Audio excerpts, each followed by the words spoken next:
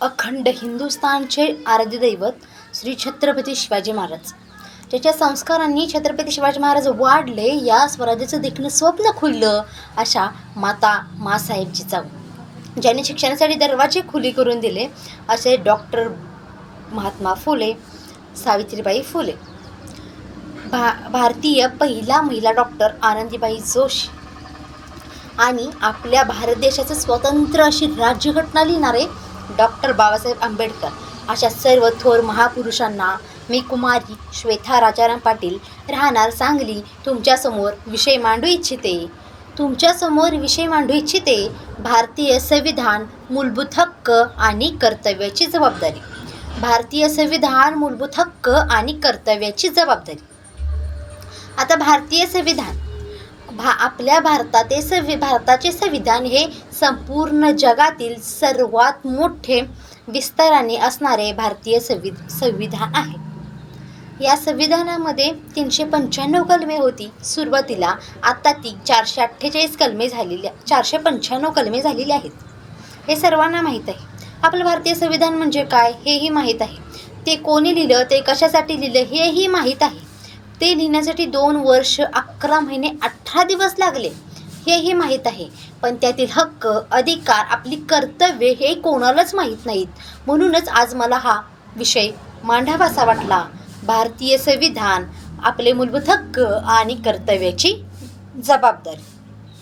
आता मूलभूत हक्क आणि कर्तव्याची जबाबदारी. आता संविधानातील कलम क्रमांक 15 असं सांगतो की केवळ धर्म, जात, पंथ, वंश, जन्मस्थान या विषयावरून भेदभाव करू नयेत. आज आम्ही काय करतो, कुठे धर्मावरून भांडण होतात, तर कुठे जन्मस्थानावरून, तर कुठे वंशावरून. असं का हो? ते करून काय साध्य होतं? आपले भारतीय संविधान हे फक्त भांडणासाठी असं लिहिलं गेलेलं नाही. ते भारतीय संविधान आपला भविष्यातील विचार करून लिहिलं गेलेलं आहे. डॉक्टर बाबासाहेब आंबेडकरांना असं वाटलं की जे अत्याचार, अन्याय जे मला सहन करावे लागत आहेत, आपल्या भारताला सहन करावे लागत आहेत, ते माझ्या पुढच्या पिढीला भविष्यात करायला लागू नयेत. म्हणून त्यांनी आपल्या आयुष्यातील 2 वर्ष या संविधान लिहिण्यासाठी घालवलेत. अहो, त्यांना स्वतःचा परिवार नव्हता का हो? त्यांना स्वतःविषयी फक्त स्वतःच करावं असं त्यांचं काही नव्हतं का? त्यांना नातेवाईक नव्हते का त्यांनी आपल्यासाठी केलं? थोडा विचार करून बघा. जर आपल्या भारत देशाला संविधानच नसतं, आपल्या भारत देशाची स्वतंत्र अशी राज्यघटनाच नसती, तर काय केलं असतं? अहो, आपण काय केलं असतं? म्हणूनच त्या भारतातील जे संविधानातले हक्क आहेत ना, ते आपली जबाबदारी आहे, आपली कर्तव्य आहेत, म्हणून ते प्रत्येक भारतीयांनी पार पाडले पाहिजे. जसं की कलम क्रमांक 42 असं सांगतो की कामावर जाणारी प्रत्येक स्त्री ही सुरक्षितच असली पाहिजे. आज मला सांगा, भारतातील किती महिला सुरक्षित आहेत? तुम्हीच सांगा. आज माझ्या भारत देशातील किती महिला सुरक्षित आहेत? अहो, आपल्या भारत देशाला स्वातंत्र्य भेटून 75 वर्ष पलटून गेलीत. 75 वर्ष पलटून गेली तरी आज माझ्या भारत देशातील स्त्रियांना स्वातंत्र्य नाही. अहो, तुम्ही म्हणता म्हणून आपल्या देशातील महिलांना स्वातंत्र्य मिळालंही असेल. बरं, 70%, 50%, 60%, 70% महिलांना स्वातंत्र्य मिळालं असेल, पण किती टक्के महिला सुरक्षित आहेत हा प्रश्न आज मी तुम्हाला विचारू इच्छिते. किती महिला सुरक्षित आहेत हा प्रश्न आज मला तुम्हाला विचारावासा वाटला. आज मुलींच्या पालकांना प्रश्न पडतो की माझी मुलगी उंबरठ्या वयात शिकवायला घालवायची का नाही? का असा भारत देशाला स्वातंत्र्य मिळून 75 वर्ष झाली तरी आज भारतीयाला असा प्रश्न का पडतो? यालाही आपणच जबाबदार आहोत. अहो, मुलींसाठी शिक्षणात सवलत, बससाठी सवलत, शिष्यवृत्ती अधिक, असे भरपूर काही सवलती या संविधानाने दिल्या आहेत.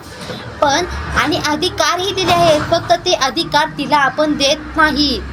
यालाही आपणच जबाबदार आहोत. प्रत्येक भारतीयांनी परस्त्रीविषयी जर आदर ठेवला ना, तर असे कृत्य घडणारच नाहीत. यालाही आपणच जबाबदार आहोत.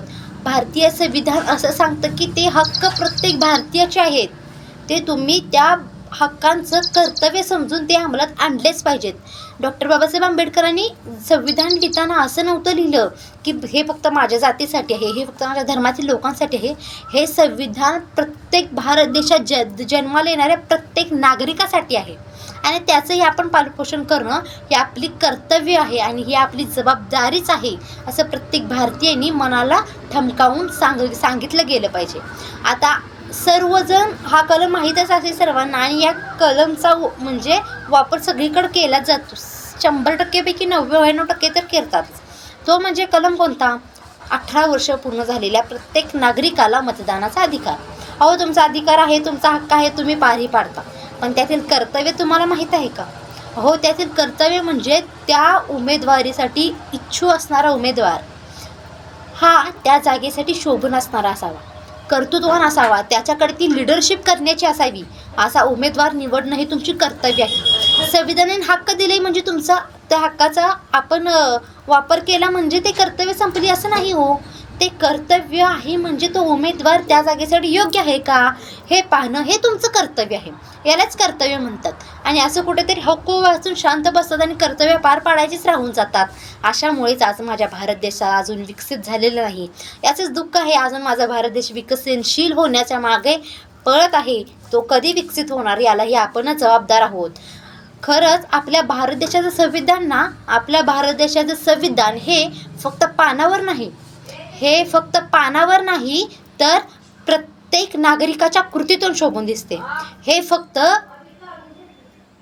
पानावर नाही तर प्रत्येक नागरिकाच्या कृतीतून शोभून दिसते.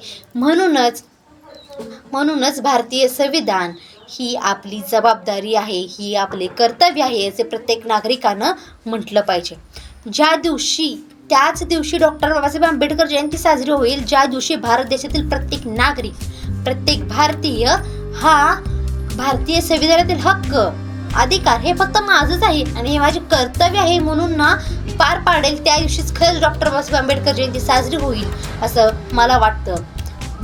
डॉक्टर बाबासाहेब आंबेडकर जयंतीच्या सर्व भारतीयांना, भारतातील नागरिकांना हार्दिक शुभेच्छा. एवढंच बोलते, थांबते. जय हिंद, जय भारत. श्रोते प्रेक्षक हो, तुम्हाला आमच्या स्पर्धकाचा व्हिडिओ नक्कीच आवडला असेल.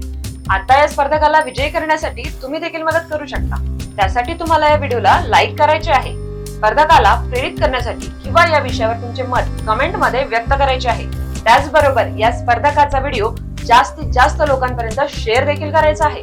स्पेक्ट्रम अकॅडमी स्पर्धा परीक्षांच्या तयारीसोबतच महाराष्ट्राच्या कानाकोपऱ्यात विविध शैक्षणिक आणि सामाजिक उपक्रमांचे आयोजन करीत असते. ही स्पर्धा अशाच उपक्रमांचा एक भाग आहे. तुम्ही देखील स्पेक्ट्रमच्या या परिवारात सामील होऊ शकता. स्पेक्ट्रमच्या विविध उपक्रमांची अपडेट मिळवण्यासाठी या युट्यूब चॅनलला सबस्क्राईब करायला विसरू नका. व्हिडिओ शेवटपर्यंत पाहिल्याबद्दल आपले मनपूर्वक आभार.